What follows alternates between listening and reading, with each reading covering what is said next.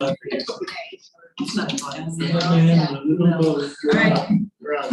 I see, all right. Morning, everybody. I have a motion to accept the minutes from June 28th.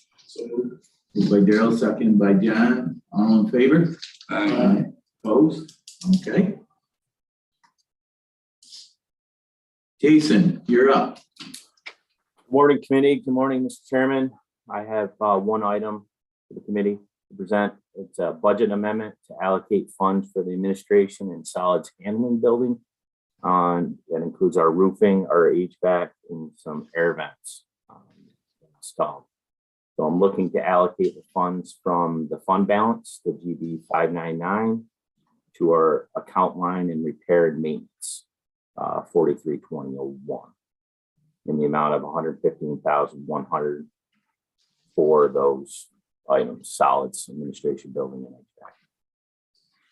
Is there a motion to do that? By Mr. Fisher, Daryl, second. Go ahead. Was this unplanned work or planned work that you didn't have, the estimate was off on? No, Supervisor, this was funds that were allocated in 21 that needed to be moved to 22 because that's where the work had started in 22. Originally thought to be started in 21, but moved to 2022. So it was just the wrong line. Wrong line that it was in. Correct. It was budgeted, but it just needed to move from the 2020 or 2021 to 2022. Need to go across years. Yeah, but you're still going 0.1 and 0.2, which is totally different. Is that what you said? Oh, it's just different years? Yes. Correct, Supervisor. Thank you. Any more You're questions? welcome. Is this, just refresh my memory, is this regular O&M fund balance or capital reserve? Regular O&M.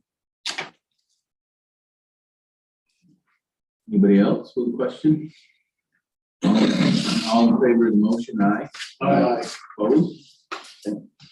Anything else, Jason? That's it, Mr. Chairman. Thank you. Thank you. Okay. Jason, will you stay on while I go over this grant because you're familiar with it more than I am? Yes. All right. So I'm kind of moving things around so that Jason can chime in on this if you need questions from him. We're doing a project over on County Route 37, which is Burgoyne Avenue. It's a Marchicelli project. And there are drainage issues in a couple of spots. And in order to keep the project at what it's budgeted for, the consultant is going to, if you give reapproval, apply for a WQIP grant for the drainage. It is a $500,000 grant. Well, it's a $400,000 grant that works a little different than the ones I'm used to. It's a $400,000 grant and a $100,000 local match, so it's $500,000 total. It's for stormwater retrofits, and it captures and stores and treats the stormwater. It's down in the area of, what's there at that road? It's near Boyer. John Street. John Street, yep. So I'm asking if we can apply for that grant. Motion, you're making a motion. Is there a second? Second. Question, Mr. Noah, has the match come out of sewer's budget? You're asking my question. It would come out of my budget because, You're gonna pay. well, I think, yeah. I mean, we're going to have to budget for it next year because it's not this year that I'll have the grant. It's for culverts though, or it's for? It's for stormwater. What are you replacing? What's the grant replacing? It's not replacing anything. There's nothing there to take the water away. So there's this spot in between the house that used to have the painting on the roof and the Boyer's place, and we own that spot. And we're going to try to get the water to go down there and dissipate in a way. I didn't bring the picture. So it's coming out of Deb's budget. Yeah. Okay. Unless he wants to. Dana? This is sewer related coming out of county budget. No, that's why I'm asking the question. It's not sewer related. It's more to get the water off our road. But is it sewer expense? stormwater? You're matching No. a sewer expense? That's why I asked the question, Mr. Happ. It's not. It's not currently sewer infrastructure. There's no infrastructure at all. It's not getting into the sewer. Well, there's a difference between, that's an MS4, so it's stormwater control measures, right? The MS4 and the district are two separate entities.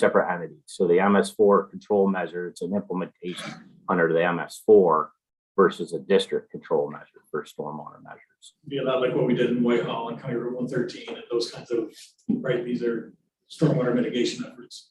Yes. There, Ted, right now, where's that water going? Nowhere, that's the problem. yeah, It does puddle up quite.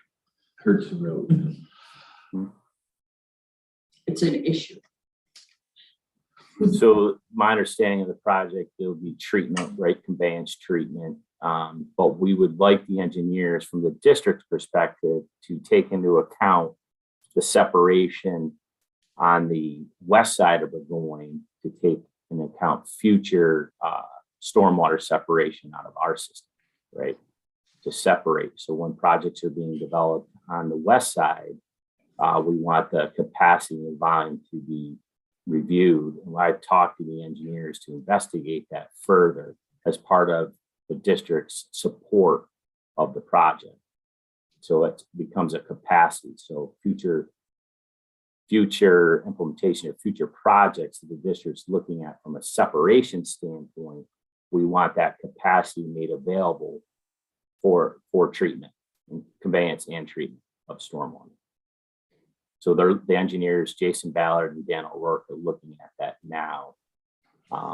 And they've developed a support letter, which I'm in agreement with. I just want to make sure that we're going to have the capacity when I do separate in that area on the west side of Burgoyne, that's taken into account, and they agree 100%, because the district at one time in 2018 had prepared an I&I investigation report in that area, spent a considerable amount of money, and BNL had already identified relief points, and that is one relief point where there's, I believe it's a 3.5 acre capacity area that they're looking at. But in that area, you know, I want them to size that to meet our future needs. Dan, did you have a question? Yeah, and you might have just misspoke, Debbie, but you said to divert the water and treat it. Did I say And- treat it? Yeah, and that's what makes me question it, because it sounded like it was together, and now he used the word treatment too. And is this a water that's getting into the sewer down? Oh, it goes through this filtering thing. It's not just water from point to point. Right, Jason? It's Some of the water is entering our collection system, right? Not all what we're taking into account on the west side. But there is some water, some of that storm water entering our collection system, supervisor, to answer your question. So if you divert the water, then there is no need for treatment, or is there going to be I treatment? think it goes out into a green area. Well, it's a green infrastructure project that they're proposing, a bioretention type facility through conveyance, right? So at the end point through conveyance, there is some treatment method that they're proposing. Like a swale, like either for infiltration. and certain vegetation or something that they have to put up. Dan? Jason, Yes. for years I have always asked the question that if somebody flushes a toilet in the sewer district, it should not cost Hartford County taxpayers anything. This Right. kind of dances a little bit up to the edge, I think, because it is a sewer district topic. I understand if you want to keep water out of the sewer district, I'm okay with that. But to me, I'm not quite sure the separation between the sewer district and Hartford County taxpayers, because if this is a sewer district issue, it should be paid by the ratepayers. So I'm not really sure what it is we're talking about here. Is it to keep water out of the sewer district? That's the, I think some of it is to get it off of the road where it's causing road issues right then. Yes. So as I was saying, there's water on the road and there's nowhere for it to go. And this was our way of solving it. I only know that Jason deals in these kind of systems, but this was just to get the water out. I mean, I hope there's no sewer on the top. Supervisor, to answer your question, that it's the county MS4, right? It's a requirement as part of their MS4 permitting that they separate or not separate, but to treat. So it's an obligation under the MS4 and not the sewer district. But when they're looking at this from a county perspective and MS4, we need to look at areas, right, of separation that could meet the capacity, because as you know, we have limited relief points within the district for when we do separate. So when this was studied back in 2018, it was looking at different release points, looking at the volume, quantity of the stormwater and separation. One of those areas that is describing, you know, that's one of the relief points that they considered, right? B&L, the same firm that's putting together this grant. But what I asked them to do is, in support from the district's support, is that they investigate when we do separate, that they size it to meet our concerns and our volumes at that time, at this time, because this is when you want to look at that in design, right? We need to look at all factors beyond what the element of the MS4, the county's MS4 is stating. Dave, you got a question? no, it was just adjusted. Okay, you just adjusted, okay. Brian? So Dana articulated it very well because we are intertwined. That's why we're talking about it at a county meeting.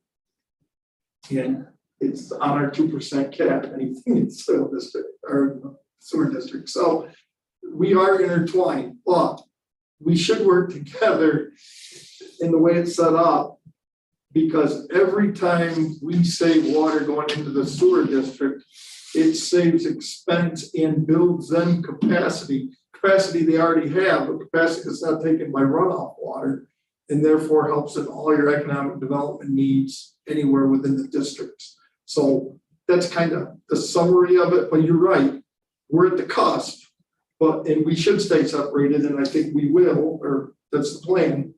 The MS4, that's all, you know, it's all somewhat intertwined because it has to be. Is there any more discussion on the grant? Can I remain a tad suspicious? You can remain. We wouldn't expect any less. Stay tuned. All in favor? Aye. Opposed? Al's last words, so don't scare me. Okay. Thanks, Jason. Hey, Jay, You're Yes. welcome.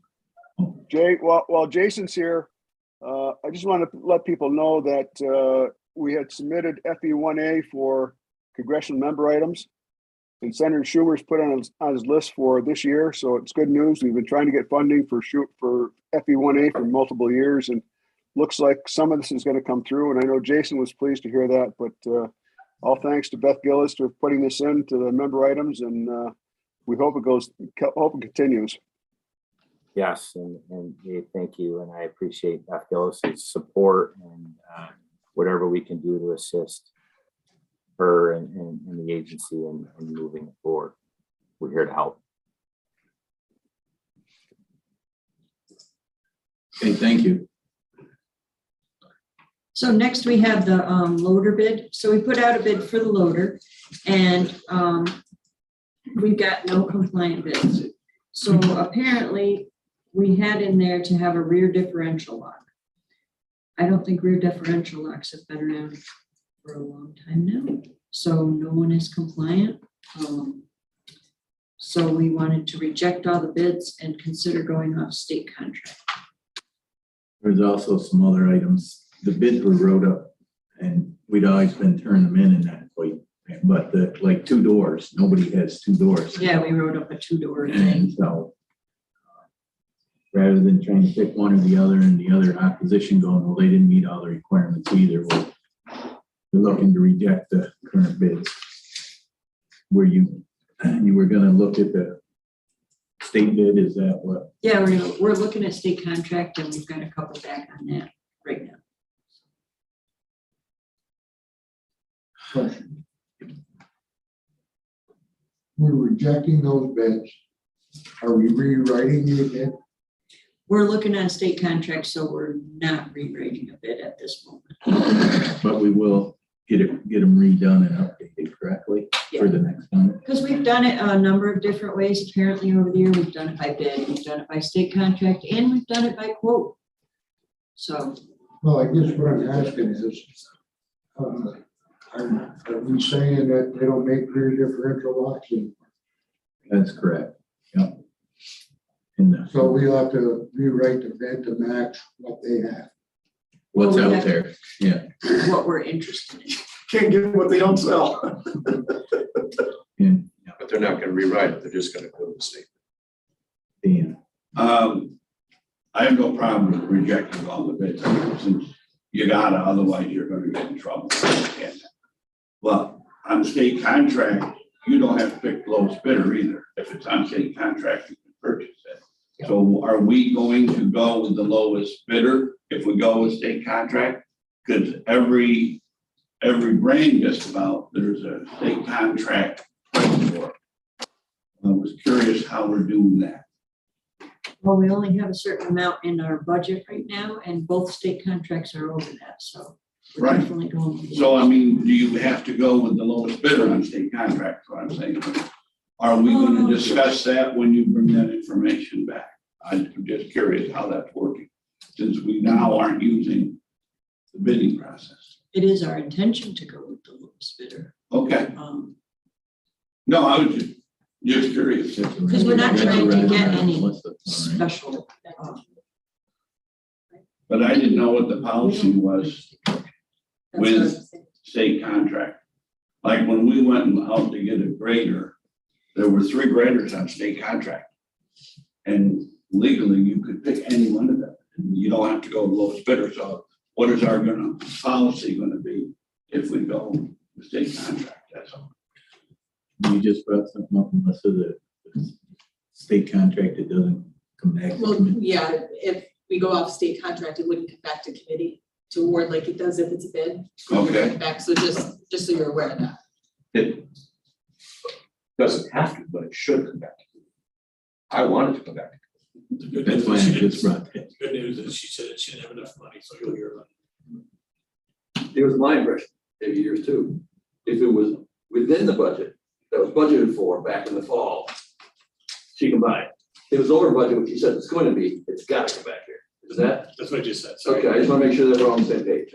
So if it's in there, she can go ahead, but if not. Well, we should always have a second bite of the apple. Because when we did budget time, when was that? October, November? Right, different world today. This will run into a halt if we try to do that for every purchase. Well, put a big halt sign in front of me. I need a package of pencils. Yeah, I was thinking that, because we buy a lot of stuff on the Only state contract. 25 pack, not 50 pack. Firstly, we need a motion to reject all bids. Is that motion, Daryl seconded it. Any more discussion on it? Yes. But Roger's point, how much does this thing cost? Around 150 to 170. How much does a pack of pencils cost, Roger?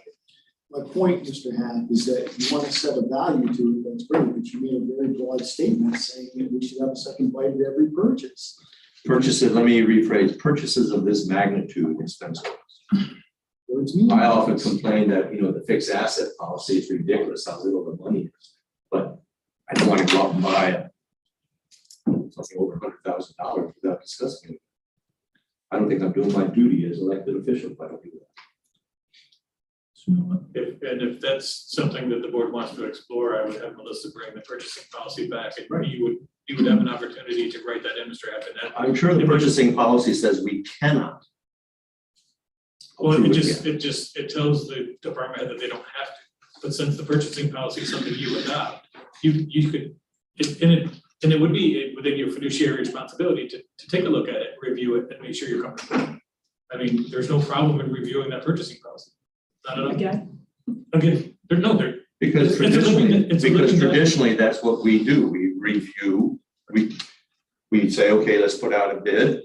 Bid comes back. We look at it. We even say which one we want. We even acknowledge which one's the lowest bidder. And So where like that- lately, it's been removed from our purview. And where that falls off the track is two places. One, if it was in the adopted budget, and two, if it's off state contract. So those items you don't traditionally see. If you want to review that policy, you have that right. I'd like, Okay. Melissa can bring that back for the board to review. How many pages is that? It's not. You've seen it a lot in the Seems last like you year and added a a half. page or two to it every time you look at it. But I mean, you could put a threshold trigger in there, no problem. That wouldn't be a heavy lift. You have a question, John? Could. Because there's. So no matter what, off-state contract, on-state contract, whatever, you're not gonna get You have a right to see. what Oh, yeah. our bid specs were. Correct. And how are we gonna know what we're gonna get? I guess that's the question. What do you're gonna say, what specs are we gonna rewrite for looking at the state contract, is that? Well, if we don't rewrite any of the specs, are we gonna know what we're gonna get? It's in the state contract. Yeah, that's. Yeah, they spec out, each state contract specs out what that vehicle is, and they'll have to review it and say, this comes closest to what we think we want. But we do need to, John, rewrite our loader bid specs. Okay, that's what I'm Yeah. just concerned about. For any future activity. Sort of off topic. If you buy one off state contract, what do you do with the other old loader? Are you trading it in, or would you then sell it, or how would you dispose of it? Yeah, that's what we generally do is we replace one. So you'll sell it? Yep. Okay. There might be some interest in some areas. That'll be on my auction list when I send it. Now, Roger, technically, you could make a deal to trade it in, though. I don't think state contracts generally are trading. Sometimes when we bid, we spec, give us a trade value so that we can look at the overall final cost. So state contract is applied. They've done the bidding for you. That's what state contract is. So and they say, these are the ones we've got. You see, they meet your qualifications versus if you're going out in order to level the playing field, you have to tell people what you want so that, everybody's on the same level field and understands what exactly we want. So if we're expecting something, there's no field to play on if we're expecting something that doesn't exist, right? But, if I bid, there is such a thing as a two-door model and I bid a one-door model, I can't say, well, my one-door model is cheaper. It's like, well, we asked for a two-door model. So that's why it's very important to ask for generically and then ask for things that are, I don't want to say industry standard, but that are across the board. The only time you can narrow your bids down is that if you decided to adopt a parts inventory or a certain, so we're only going to buy Smith. I'm just picking a name out of loaders because we stock those parts, they're specialized parts, and that's what our fleet consists of. But we've never done that, so we have to spec it generically. The idea is to cast as wide a net as you can while still getting what's necessary. So when you put a spec in there, you should have a reason why it's there. Because I need to have that because not gee whiz, two doors are cooler than one door, but because we need two doors because of this function that we perform. Otherwise, you start going down to, and it must be painted green. Right? Or blue, or whatever color. So Why would be the question when you put that spec in there. What difference does it make? The state bid normally higher than, Well, that's what I was about to say, is I don't think that anybody would go too much below their state contract bid anyway, because then it makes their state contract not look right, correct? You know, happens all the time. I'm just wondering if we're going on state bid now. And we can get one of those loaders on state bid, but it costs more, and we're cutting our throat, right? I can go out to bid again. We can go out to bid again, yes. If you want to do But that. am I realistic in saying that? Yes, yes, you could. You could end up getting one off the state bid that ends up more than what the bid this way would be. So first, let's vote on rejecting the current bids. All those in favor? Aye. Opposed? Okay. Now you gotta give her direction then. If you guys want her to go through the process of getting the bid spec wrote up more correctly to what is offered out there and rebidding instead of doing a state contract, and what's gonna be the timeline differences, Deb, on all this? 'Cause Well, we know everything we need to change. right, but I mean, as far as this, we did a state bid, the loader will be here. X number, if we do the other bid, are we gonna be Well, pushed way back or? It's kind of interesting you say that, because the low bid was gonna come in 2 to 3 weeks after we just sent the PO. The next bid was coming in spring of 2023. So the state bid, you have no idea. So I don't really wanna, Commit, huh? And when they'll come in, right, okay? I know it's more work, but could we have both? Could we have responses to our rewritten bid and then kind of compare that to what a state bid looks like of what's comparable? I know they're not gonna be the same thing. well, this we could compare to the state bids, because the state bids are not gonna have a rear differential lock on them. Why would you reject the bid? Why wouldn't you wait and compare them and then decide what you want to do? But she said she already has the numbers for, 2 of them. yeah, so it's already, that work has already been done. We look at the state bid numbers and compare the state bid with what Doug has. But I think the problem here Yeah, was there's that they something have to be missing. rejected because they're not meeting the specs that Yeah. went out with the bid. Correct. Right, but we still know what the numbers are. Right. Right, right, It's not, you're right, it's not gonna change the number. the numbers. Unless we need to spec something different. Yeah. It might change, doesn't What impact. they want. What's available is what's available. They don't want a two-door, they're not coming in two-door. I mean, it's, you know, no differential, no differential. So what's the timeline? Are we so desperate, we need something tomorrow? Or if it didn't come into 2024, are we fine? Well, it doesn't matter if we need it tomorrow or not, because there's no guarantee we'll get it tomorrow. So the one said you'd have it in 2 weeks. Well, That's of course, I would like that one, Twenty because twenty-four. realistically, that would probably be a little bit more than that, but if they're saying spring of 2023 is current estimate, subject to change. Doesn't say for better or worse. It's for worse. But, so what, but are we all Those are set current till loaders. till that time? Can we keep this one going? Um,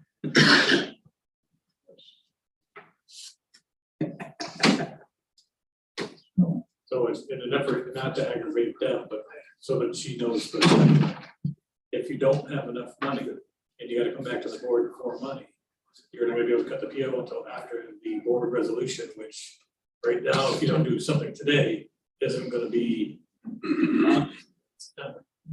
So just, I wanna timeline this thing for everybody so that if you're coming back to the board for a budget amendment, you have August or September that's gonna happen. If you take no action today, it's September.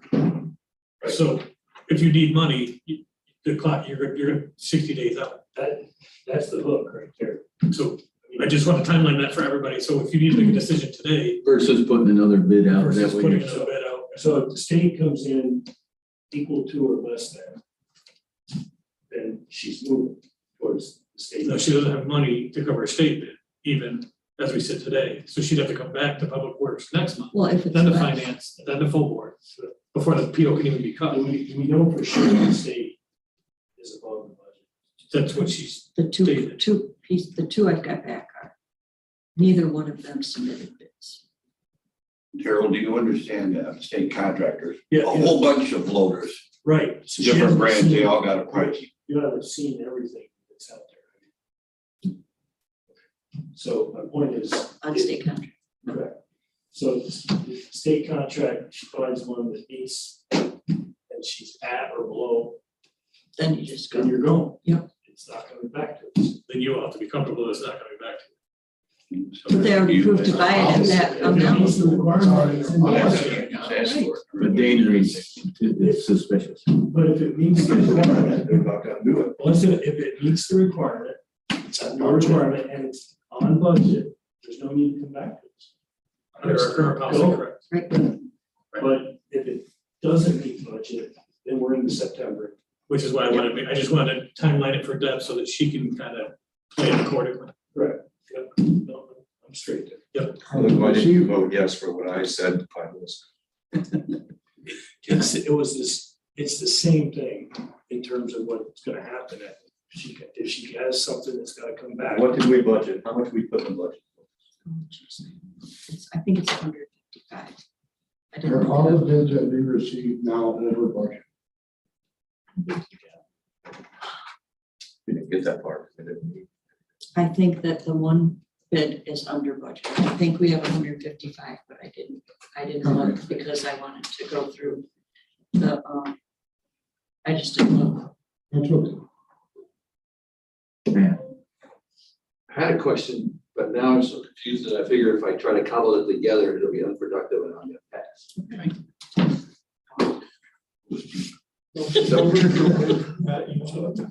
So we did, I'm not sure where to go with it. we're rejected, trying to close the door on this. Right.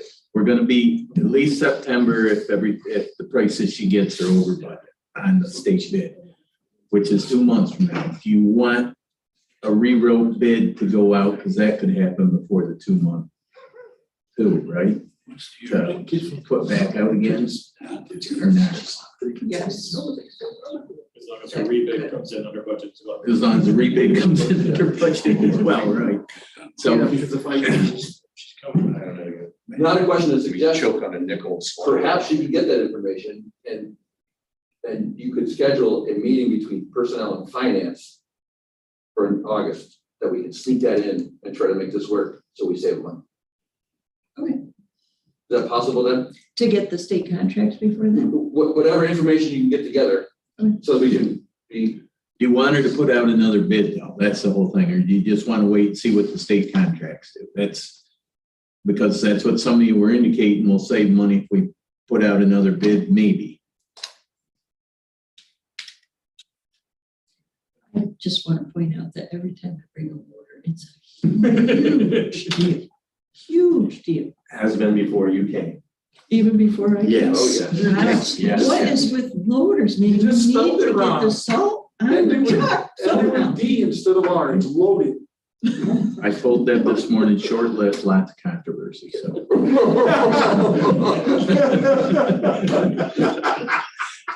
Okay, go find the state bids, that's what I'm here. And Jay, if this committee was comfortable, they could just send it to finance to Mr. Hicks's point and discuss it there. It cuts a month off the timeline, that's all. I look forward to bringing it up again. For finance, they for finance. Glad I could help. Since I'm on that. On the state But the side. board should vote if they want to do that. Because this is less about, capability of loader, this is more about the price tag. So, that's. We'll just hope we'll correct this going down the road. We talked about buying a loader in our town and started in April. And we can't seem to make a decision, and it's already $50,000 higher now than it was in April. So it cost us probably $100 just to talk today about it, for what the prices are going as fast as they are. So, I agree with what Dane is saying, but with the way the machinery is escalating, cost of machinery, if you need it and we're gonna buy one, I'd say, do what's necessary and do it right. I don't want to take shortcuts, but we want to be careful too. Okay. A motion to bring to finance. If she can get the state bid stuff by then, right? Yes. which he. Just because it's gonna have to be a budget amendment, maybe, right? That way we can get you a month quicker. What if I was to make a motion right now, we move this to finance for further discussion and more information? Because we don't have the prices. Pending whether she has the information or not by then. Whoa, and if she doesn't, finance could shoot it down. Yep. Okay, there's a second by Dana. All in favor? One more thing. Yep. When we create the budget, we don't go in depth how much a loader is really gonna cost. We just kind of throw a dart and say, okay, 150,000. Because we want to then later on discuss it all. Otherwise, we would never have a budget. We get prices. We try to get prices then when we're doing budget, but it's Yeah, been and some you changing. win so- on and some you lose on. Sometimes, so you have your collective number and they all add up to less than the budget number is what you're after. Because some will be higher, some will be lower, especially when you go out to bid, you have no idea. But it just happens to be the economic environment we're in, everything's high. So you go without something. But Dana is always right too, because I've seen the time that we decide that we'll switch and buy a different piece of equipment and cut something out to stay on that number. But yes, it's thoroughly reviewed. Again, like it is right here. Well, But it's- sometimes that put in 200,000 in the budget. You heard him say that. That might be there by the time she puts it in. Okay, to move on, less cost impact to the county, but no less controversial. Household hazardous waste day. Where do we want to go? Did we vote on the motion to send that to finance? We did not. Oh, I am sorry. I thought we did. No, I interrupted with more discussion. Okay, all in favor? Aye. Opposed? Sorry about that, Deb. See it finance. So Household Hazardous Waste Day.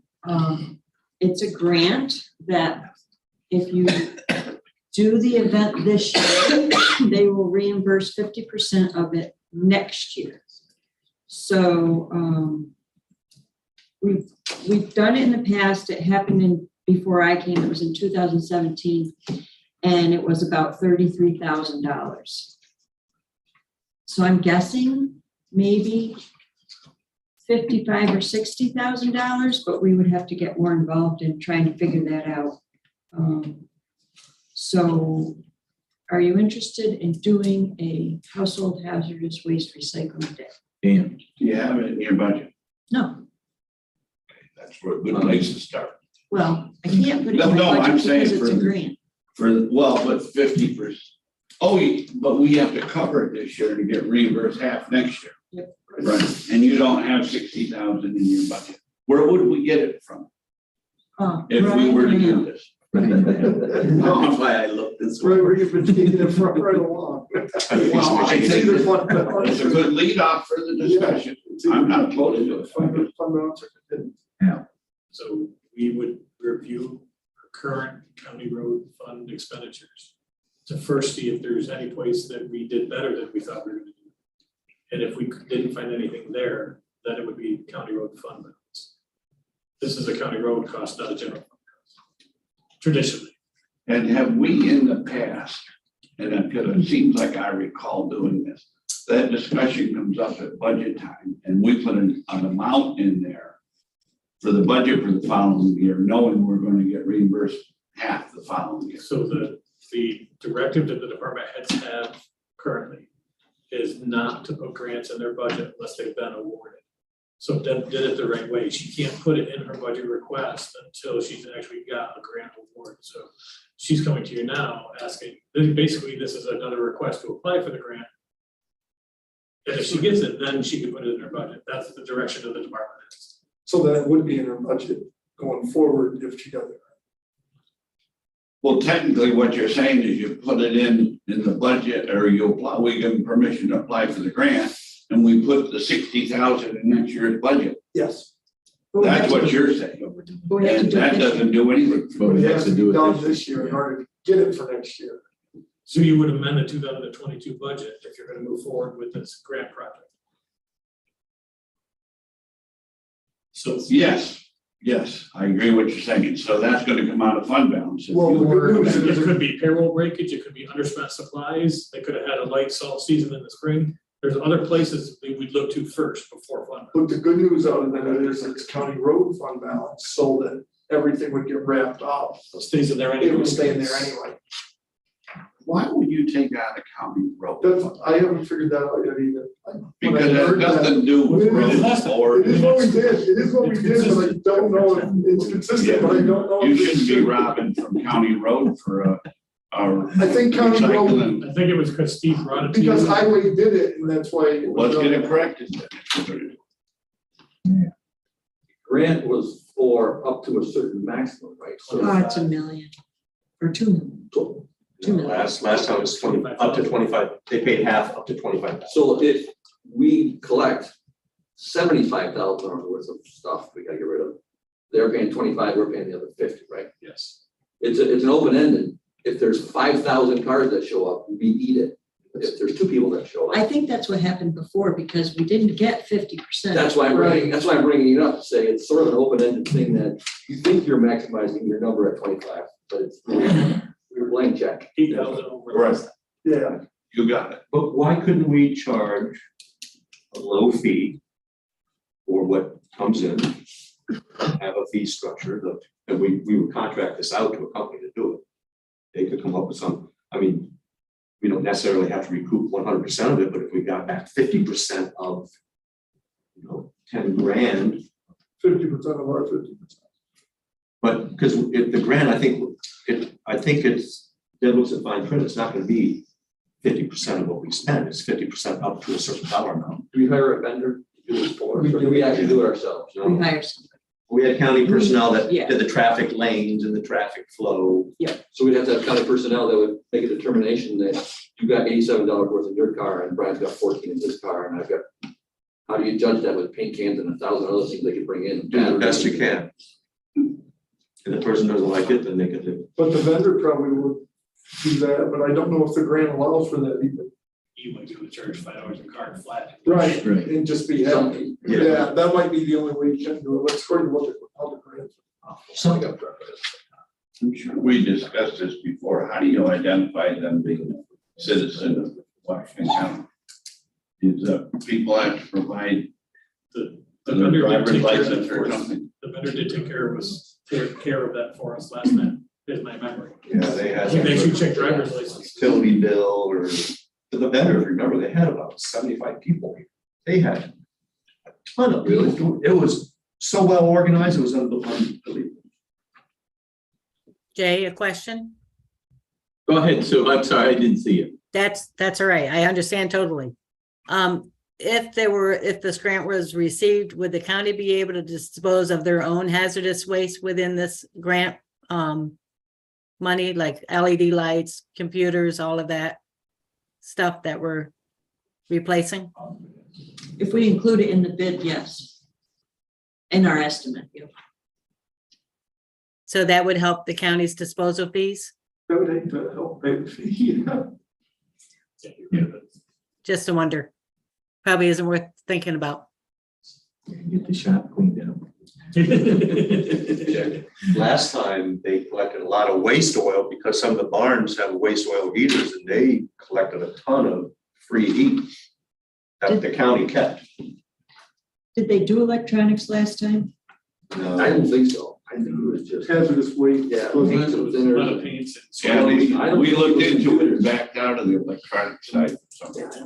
Well, Greenwich does one that I take my electronics. electronic used to be free, now they charge. The towns, some towns have done electronics. But I don't think the county ever has. I think. What's your pleasure, committee?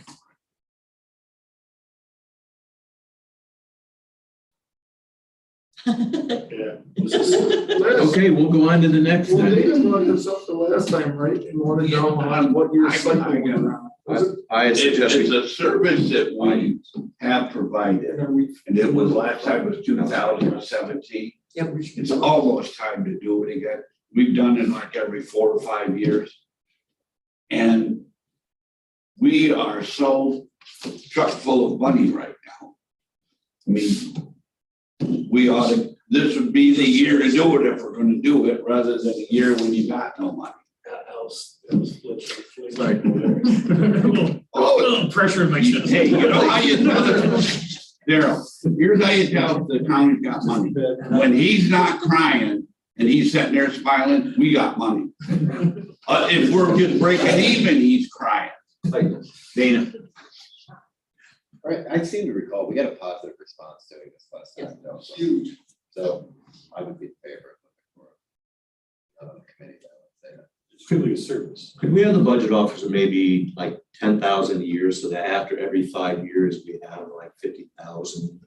So that we work up to it incrementally instead of. That is why we have fund balance.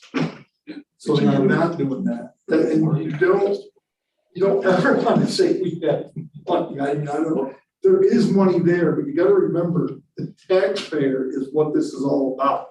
This is a service for the taxpayer. The fund balance is supposed to keep you from taxing when things are bad. We had this discussion last year at budget time. I said, you tax when things are great, you don't tax when they're bad. Right now, they're bad. This isn't the time to be taxing. That's not what Dan said. And your fund balance is at a level where we're in decent shape, but if you spread the money the way you should and stay even keel, it will work that fund balance down a little, but as sales tax comes back, it'll bring it back a little. And it takes out all the peaks and the valleys. This isn't where you say, oh, we're rich, we do this, this, and this, because that'll only get you in trouble. You have money, but we have needs that are way above what our money is, and we've seen that whenever we talk about the capital plan. Our needs are great.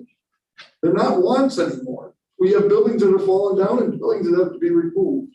So it's not like we have a huge amount of money, but the services and the things that taxpayers need, we should be doing. And this is one I think that it's time to do. I think Dana brought it up last year, it's a 5-year cycle.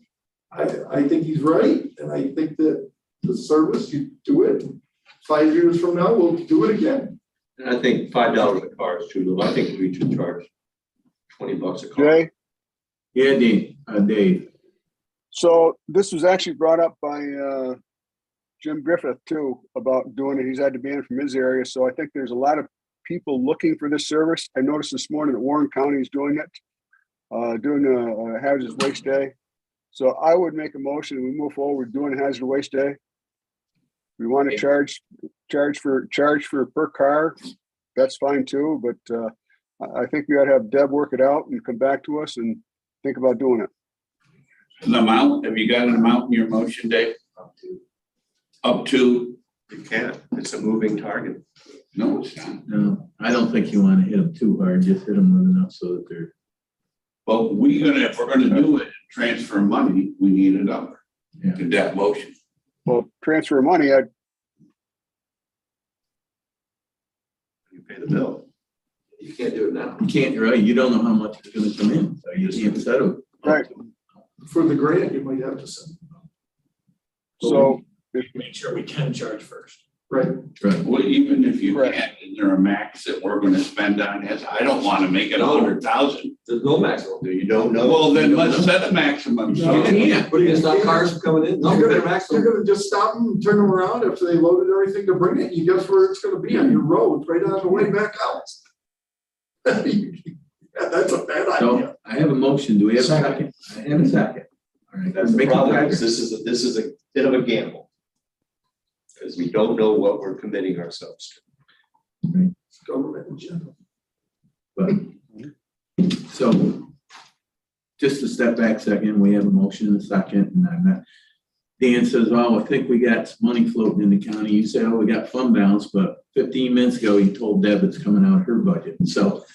But I heard from the budget officer, he wants to change that. Okay, that's where I wanted to get to. We have an ARPA meeting next Tuesday at 1:00. That's all I'm, just throwing that out there for non-discussion purposes. Okay. that would be a good place to consider doing this out of our.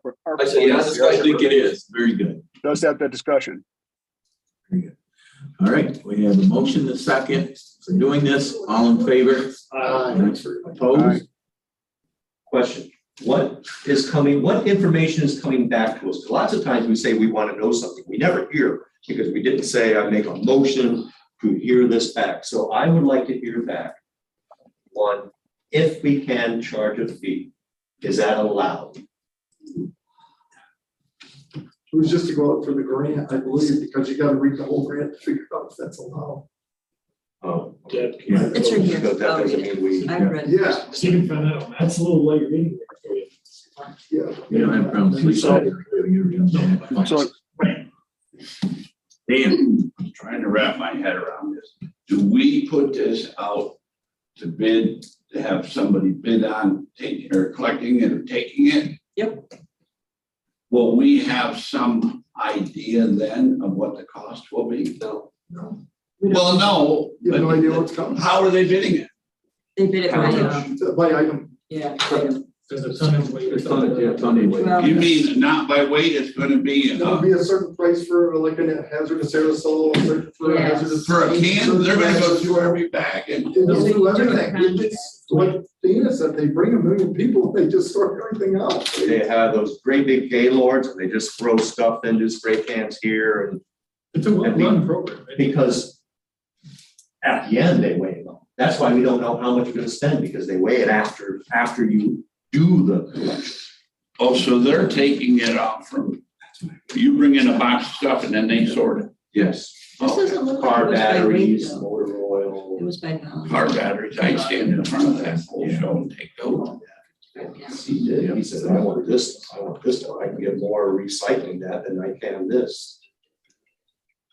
we did have a vote, correct? I mean, half of them voted and half of them said wait, so I think we still had the majority vote there, so we're going with I it. don't like it, but I agree with it. You don't want to recycle it? Try the auction list. So, can we declare our 2007 military tractor trailer as surplus to go to auction? Ocean. Second. Motion and second, discussion. Bring the pass. All in favor? Aye. Opposed?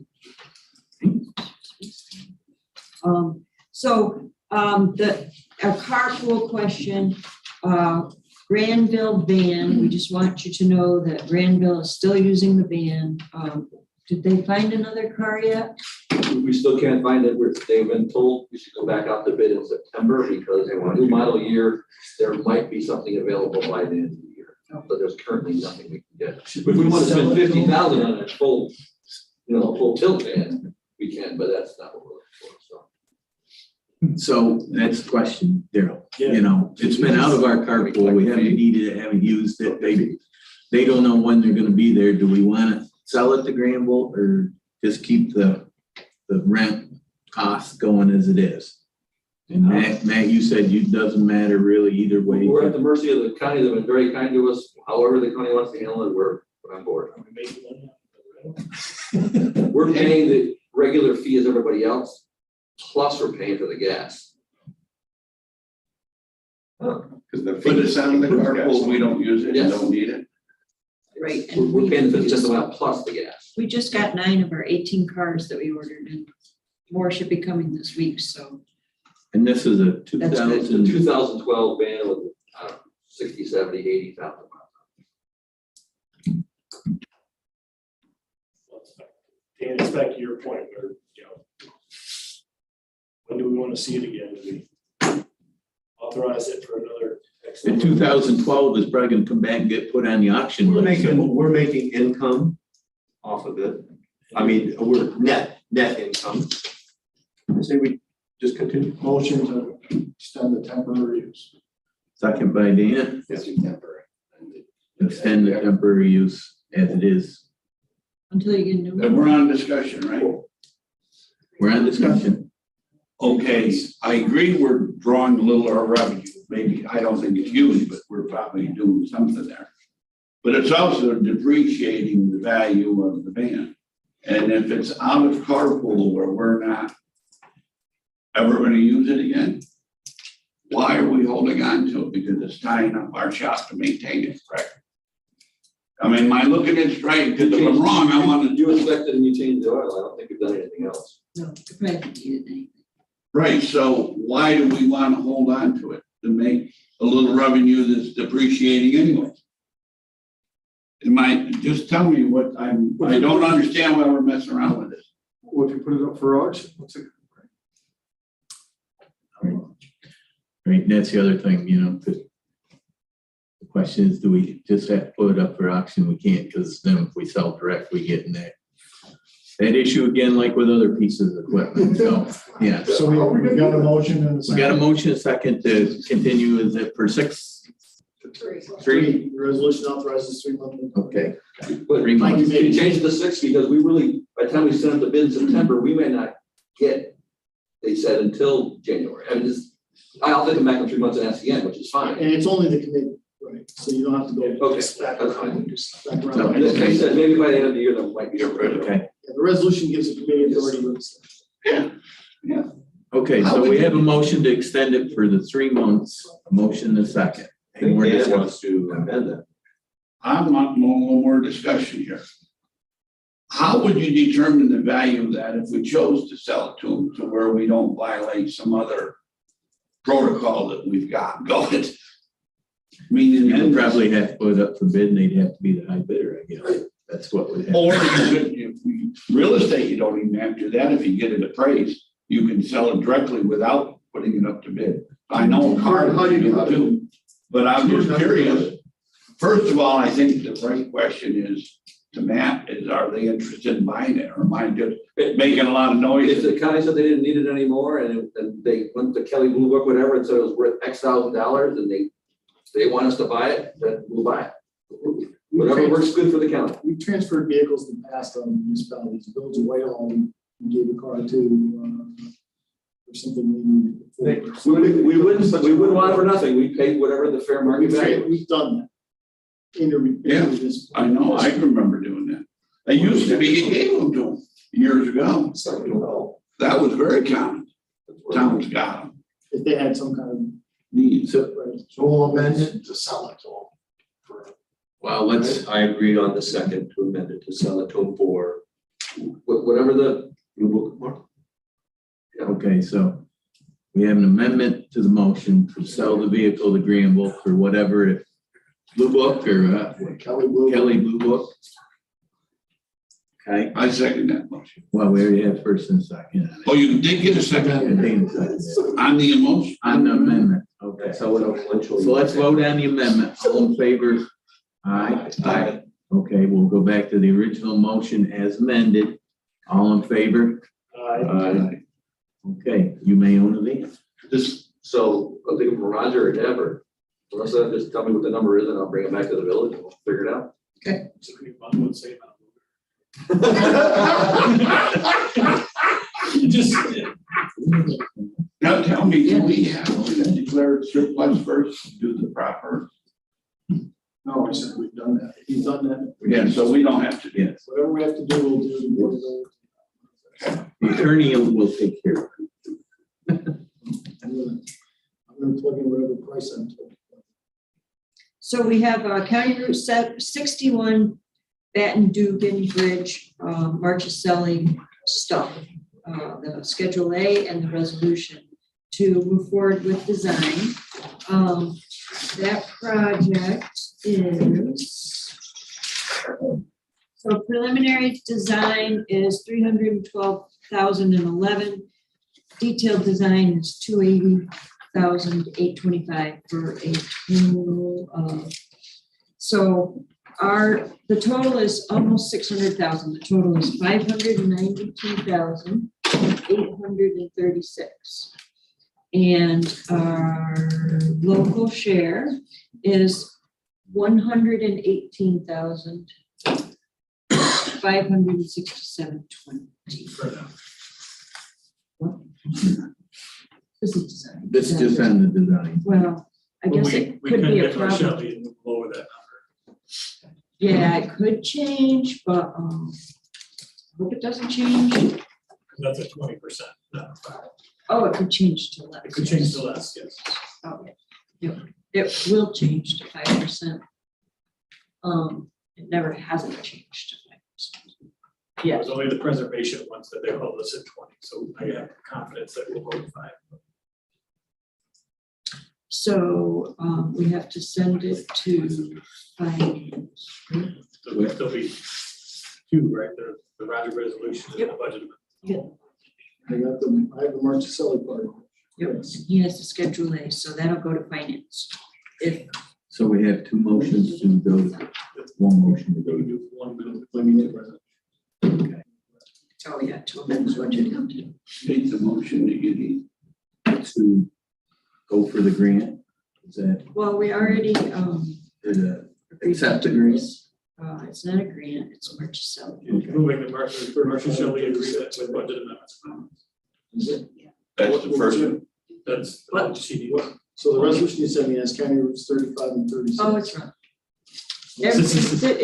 They're all new down there. They sent us the wrong paperwork to begin with. I will, it's kind of 30. Cutter 61 Baton Dugan Bridge over Baton Hill. So this is the one you sent me. They all think so. All right, so there's some of the right ones, and that'll hurt. So the bottom line is that project moved to design, correct? Yes. So you move it to finance, adopt the resolution, adopt the budget. Like you're good. Is this bid for the engineering? You None don't of it. bid the engineering. This is just getting the budget. Motion moved this to finance. Is there a second? Okay. Just comment before we go forward so that you're all aware. One, the bridge has been red flagged before, so it really has to be fixed. There is a large contingency of Greenwich and Jackson residents that will fight replacing this bridge tooth and nail right to the end. So just. You want the ESB bridge.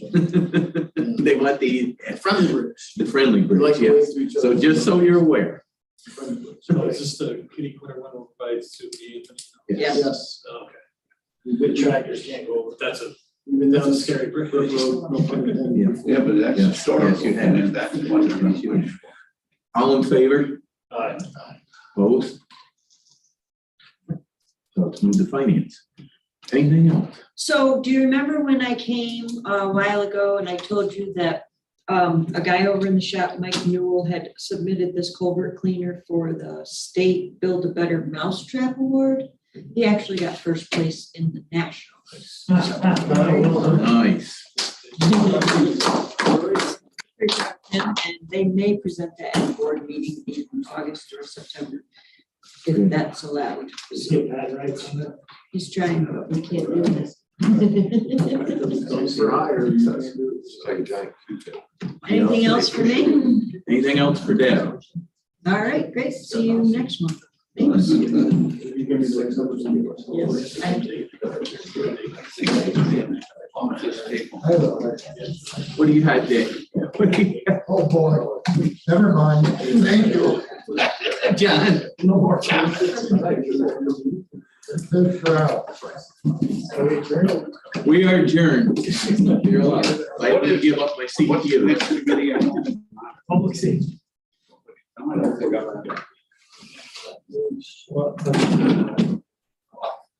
Oh, Jesus. I know we all got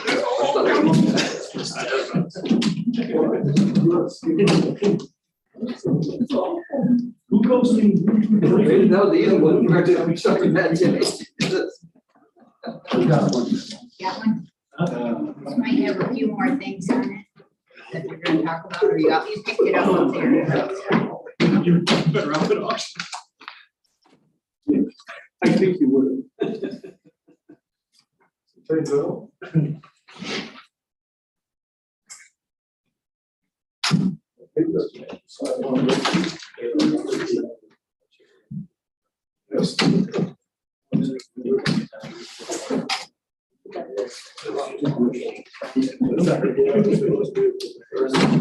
Yeah.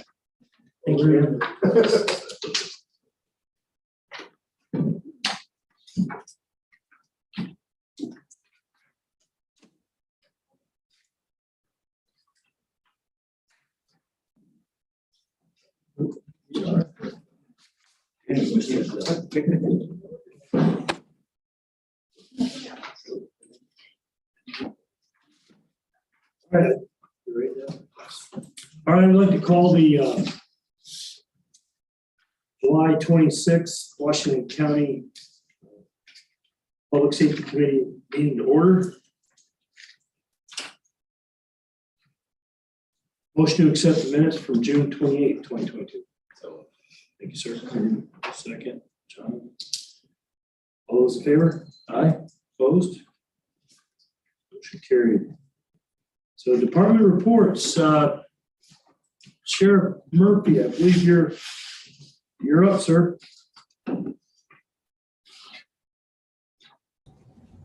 All right. Morning. So I have three things. Actually, one of them is a traffic safety grant. It's an annual grant that we recognize. It's $11,024, and we just need to have that recognized.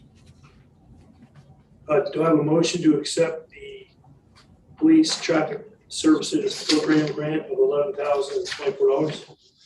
Dana Hogan, second. John, thank you. Discussion.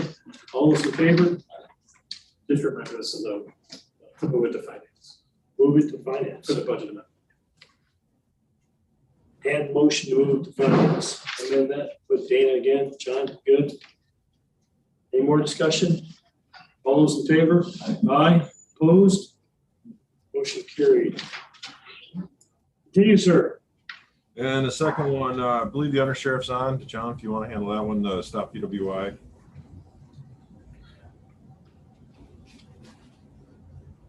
See who's on it. So stop PWI grant, or not grant, it's to move money for computer setup for a stop DWI vehicle that I believe that the committee has already approved prior, but we need to outfit the vehicle with equipment. Finance. So, Mr. Chairman, this would also be a budget amendment to finance, tapping the DWI reserve. We bought the car out of the reserve, but didn't get the equipment. So this is to equip the car that was bought with the same reserve. Motion moved to finance. Dana, second. Yeah, we need more than the AM FM radio in there. Yeah, we thought you would. Second by Dana Half. John, any other discussion? All those in favor? John. Yes. This money's coming out of the same grant about the vehicle. Got it, John. Reserve money. Any more discussion? Seeing none, all those in favor? Aye. Opposed? Motion carried. Number 3, sir. I have some SRO contracts. We previously have done Fort Ann that I think there will be a resolution for that at the next meeting. But we have to approve the contracts for the other schools, which are Argyle, Whitehall, Greenwich, Hartford, Hudson Falls. I think we forwarded copies over already. And basically it's the annual process that we take where the contracts are approved and then have resolution on those at the next meeting, hopefully. Contract with finance. Also, because it sets the SBO rates as well. Sets the Do we rates. have a number for Hudson Falls? I sent Hudson Falls over today. Okay, so we'll have finance and all. Right. Yes. Yeah, we were waiting on Hudson Falls. We just got it. Thank you, sir. I have a question about it. So Sheriff, is this the time that contracts would be reworded if there was a desire to do so? Because I understand some schools do not have a small office or anything for the SPO to have. Some schools, I think like Hartford, he just continually walks around. If he wants to sit down, he sits in the cafeteria or something. Is that a good idea that the school will be asked to provide a space for the officer? I think the contracts, basically, as you know, they set the salary, and then lay out the kind of the ground rules of what the officer does and how he interacts with the school. I don't know that any of them say that they're required to provide a space for them. I know some of the schools do, and just looking here quick, I don't know if that's something that's in there, but. Well, in Hartford's situation, they had a space for him, but they had to redesignate it for a COVID isolation room. The school needed to come up with another room, so they took his room. And it was just a small place where he could check an email, have lunch. Yeah, actually, it does say provide, well, hold on, that's our gal. Let's see what Hartford says here.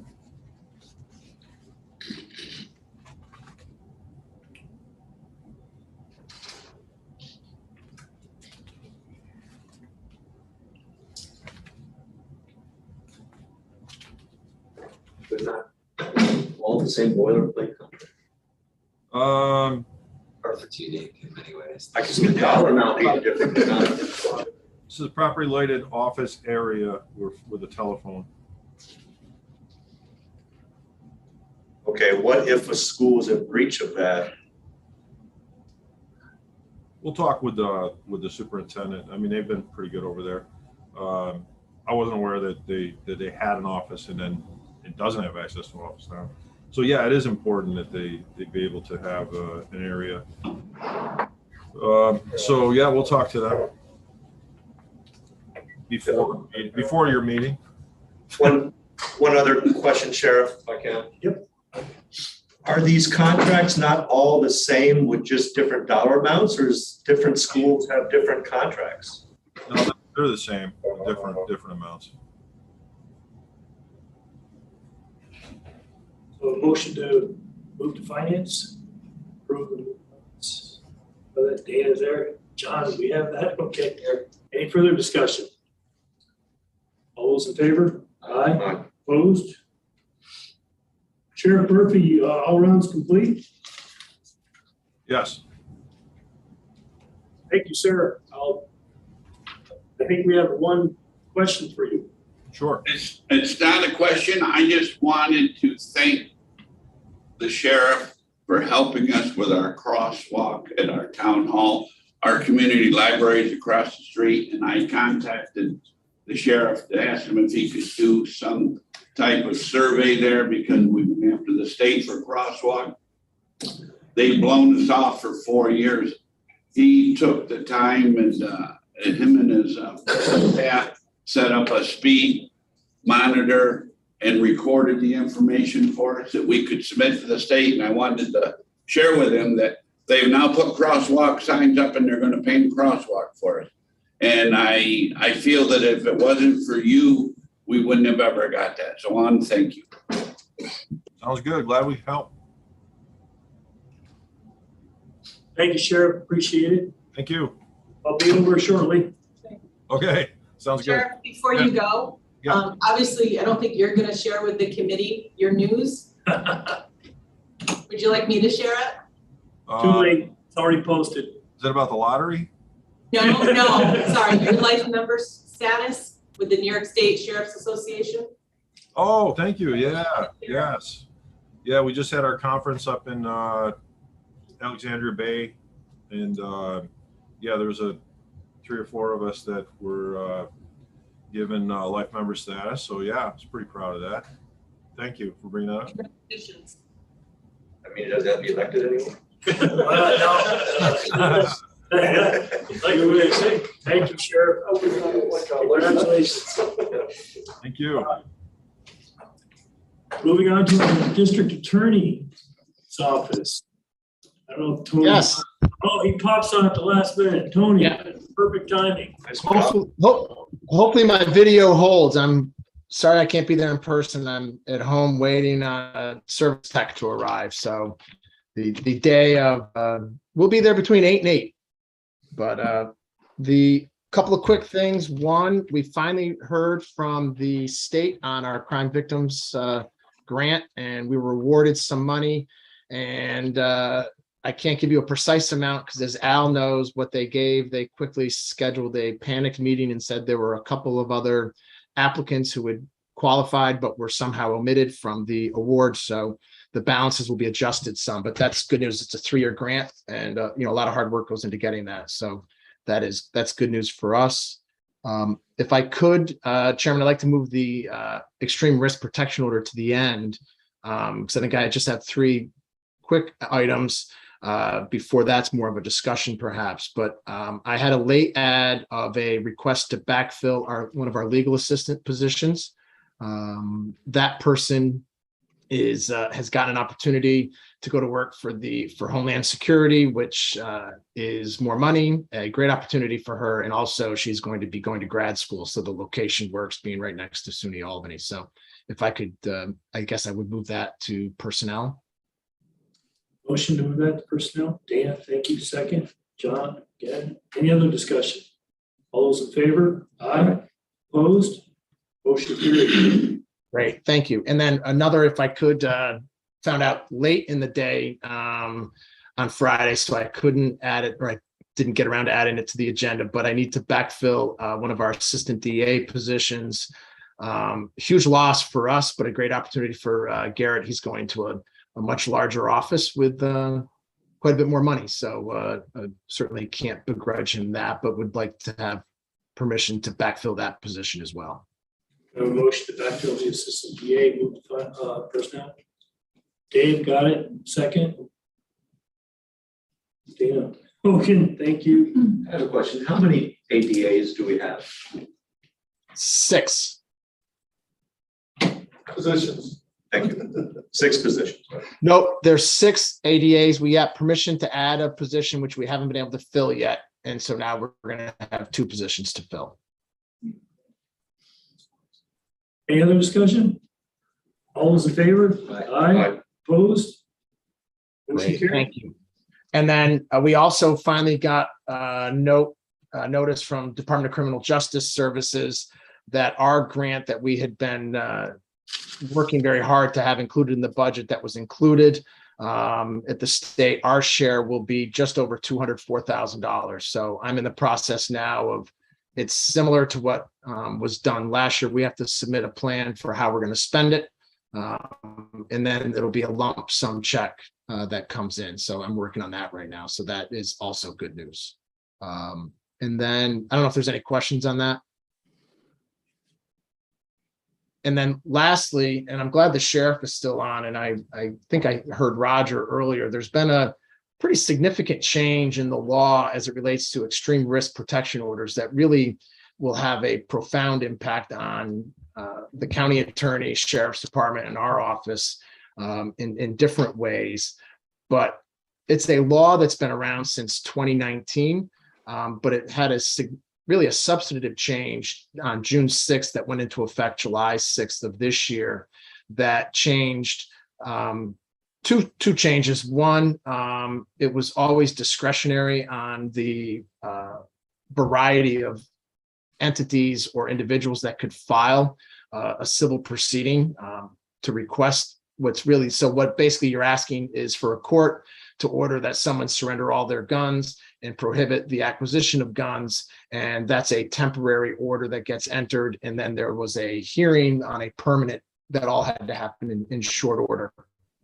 What changed on June 6th was the standard as it applied to law enforcement and our office when we file, and then it became a mandatory filing if those circumstances existed. And so that went into effect July 6th. And I would dare say in the past 20 days, I would bet no fewer than 20 have been filed already. I know the sheriff has been filing, and recently, and so it's a civil proceeding. So the sheriff files, they file, we also have to file if we have the same information. And so it's not a criminal proceeding.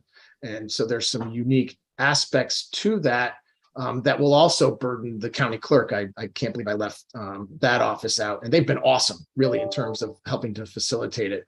But it's a truncated proceeding. So there now are more hearings. There's added burden on the sheriff's department for service of orders from all agencies other than, I guess, maybe state police and Hudson Falls. And then also if they are getting the order, they have to seize guns as ordered and directed by the Supreme Court judge sitting in our county. So it's really become a challenge. And I know Roger and his office are now representing the sheriff's department in these proceedings, which makes sense because there's significant legal consequences that are implicated by virtue of the filing and the order and making sure that you comply. And when I've used the word truncated proceeding, but the hearing has to happen the same day the application is filed.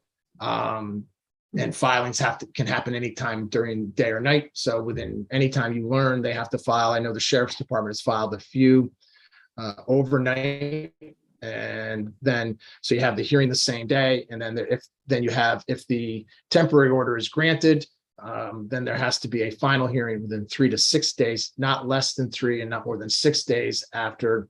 And if the temporary order is denied, there has to be a final permanent hearing within 10 days. So all that is happening within the discovery and all those other timelines. So I don't know if Jeff has anything to add or Roger, but we're learning. It's new. We're about 20 days since it went into effect, but I think most of us were treating it as though it was in effect on the day, the days following its passage. So Yeah, I just like to say we knew, as the DA said, we knew this was around and available, but all of a sudden started getting these. And I think we're in a couple hundred area of weapons to seize, like rifles. One case alone was 100 rifles and 50 handguns. And I did call Melissa in a panic there when this first started happening because I had no idea where we were going to put all these rifles. And I would like to thank Buildings and Grounds. They came through for us and helped transform an area within the office, because obviously it has to be climate controlled. It has to have limited access, almost like our evidence room, very similar to that, with even more limited access. So yeah, it has been a burden. We have been getting a lot of these. The judge seems to be directing them to us instead of the police department. So it's been a challenge, but we've been able to handle it so far. Any questions for the sheriff or for our district attorney? Sue. Thank you for the glimpse of what you're trying to deal with. Is there any way that you can send out a copy of the ruling to us so that we can review it? The new law? Yes. Sure, I'll circulate to the board members. That would be wonderful. Thank you. And what I'll try to do as well is attach some shorthand guides that we've created and others have created for law enforcement. It might be easier than trying to understand the way the legislation is written. Okay. So it was part of the whole reaction to the Supreme Court case. Yeah. So it's part of that bigger picture. Changing the licensing and all the other regulations. This was inside that package. Is there a number that we can look it up online? Truthfully, it's probably better that Tony gives you the excerpts, because that bill itself is probably 30 pages long, and digging it out would be a chore if you don't know what you're looking for. So we can see about getting you something that's a little more condensed that explains the ERPO is the acronym. It explains that part. What is the acronym? ERPO. So we're saying ERPO, Extreme Risk Protection Order, because we love acronyms, right? Yeah. So if we look that up through like the Congressional Research Service, we should be able to find that ERPO. It's state. The state. It's state. It's not federal. Yeah, the assembly site has a bill lookup if you want to try to look it up yourself. And I'll circulate it today. But in essence, what the law says now is if you have reason to believe that a person is likely to cause harm to themselves or another, then as it relates to law enforcement in our office, it shall file this request, and they refer you to mental health law for what the definition of harm, and then it's basically serious harm. But it's the challenge, I think, for Jeff and I, it's more akin to what Roger's office deals with in family court. You're trying to project future behavior based on past conduct. And criminal law is all about holding people accountable for something they've done. And so I think that's part of the learning curve. But Roger and I met yesterday for quite a while. And, I think, our hope is this all finds its level. But I could well envision having the new department in the sheriff's department just figuring out how to preserve these long rifles and firearms, and then figuring out how do we return them after the year. And, imagine the challenge that that's going to pose for that department alone, just in terms of preservation, just to protect the county against claims that, well, that wasn't my 22. I didn't have a 22 with rust on it. I had a 30-06. So I think those are the challenges that we're all trying to figure out. Tony, is this also coming through probation?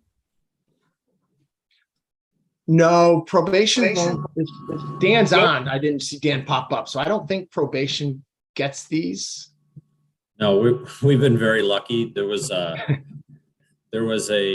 OCA training that actually mentioned that probation will be doing some investigations that are similar to pre-sentence investigations or family court investigations, like home studies and those. So it scared the heck out of every probation department in the state, thinking we were going to be doing it.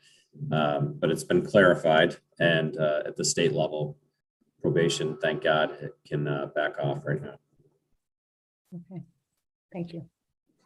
We are trying to provide pre-sentence investigations that have already been conducted to the court. So if something comes through Judge McKeegan's court, and whether the police agencies or Tony's office or Roger, whoever is handling the case, wants further information, the judge has worked out an arrangement where he can just send out a request to us, and we check our records to see if we have an existing pre-sentence investigation, send it up to the court, and they can find some things maybe that we might have found, in a previous pre-sentence investigation. It could be recent or it could be old. Dan, and one more question, like order of protections and domestic violence, would that come through the courts? Is that where it would be looked at? I guess I'm not sure what you're asking. Like in a order of protection or a domestic violence case that might have, a lot of guns in the house. Okay, that's when this law would kick in. And so at that point, that would come through at the court level, or at when they're charged, or at arraignment. Right. The mechanics of how that will work, like and there'll be stages in which the actual triggering event will occur. So the sheriff's department, the officers on scene, it's 2 a.m. There are threats made that trigger the need to file the petition. The deputy will process the arrest, make the arrest. An order of protection is going to be sought. So they'll take the person up to the holding cell, hold them for cap arraignment in the morning. What they're then doing is there's an 800 number or an email address. They'll prepare the petition and do the emergency filing. A judge gets on the phone, they deal with that. In the morning at arraignment, whomever the cap court judges will decide whether to issue an order of protection or not. We now get the file. Presumably, we're seeing the same things the deputy saw. We're then having to file a petition as well. So it's really initiating a civil lawsuit, which burdens the county clerk. I'd be curious how many more filings they're getting versus what they would normally get in the civil world. But then the judge issues an order that says, yes, one of 2 things will happen in an order. The person has to turn over all of the guns that they own, or the judge may order as well a direction to law enforcement to go search for any long rifles or firearms. And so that's where that happens, separate from an order of protection. An order of protection, if they have weapons, they're and the judge checks that box, it's an inquiry, but it's not a directive to seize. So that's where you see a little bit of the overlap. But so it's all just, it's a whole new process, and it's not criminal. So you now have Jeff and I dealing with civil proceedings. That's why Roger would be representing the deputies when they're in court on these proceedings because they're actual hearings with testimony and evidence, et cetera. Collaterally, we have to remember that we're talking about the county's obligations to do this. Anybody pretty much can file one of these things, and that would have to go through Stephanie. So Stephanie could get reports from a school, another concerned family member, a mental health provider, anything like that. You can also file one of these things. That's where the sheriff would come in at the end, because if they found that if the court found this order was needed, he'd tell the sheriff to go out and seize the weapons. So that may be the first time the sheriff hears about this case. There may be no criminal involvement, but some other concerned family member files one of these cases, goes through the county clerk's office. So there's another case she has to file. And then the sheriff gets one of these orders. He didn't initiate it, but he gets one of these orders that says, go out and do this. So he's on the seizure end again, which we then have to worry about safekeeping of all these things. Now, he's not a party to that. He's just following the instructions of the court in that case, because he's not actually filing a petition. But again, it's one more thing the sheriff has to do that he didn't have to do before this came online. So, and I wouldn't represent him. Tony wouldn't be there. There may not be anything criminal, but there's still more work for the sheriff to do. Dana, you had a question first. Yes, Tony, are all orders of protection considered extreme orders of protection, or are there different varieties? No, so it does get confusing with that. You have your normal orders of protection that are issued in a typical criminal, or not, but in a criminal case where it may ban someone from being near someone, in the presence of someone, communicating with them, messing with their technological, their phones, what have you. You'll get it in family court where they're prohibitions that run anywhere from no contact to nonviolent. They call them an extreme risk protection order. So it's very different. It doesn't prohibit someone from being around other people. It has nothing to do with any of that.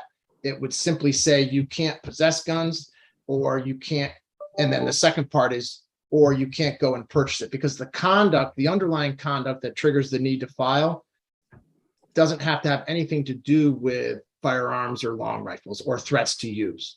But the consequence of it is the prohibition from buying or possessing, and it's for 1 year. Thank you. Right.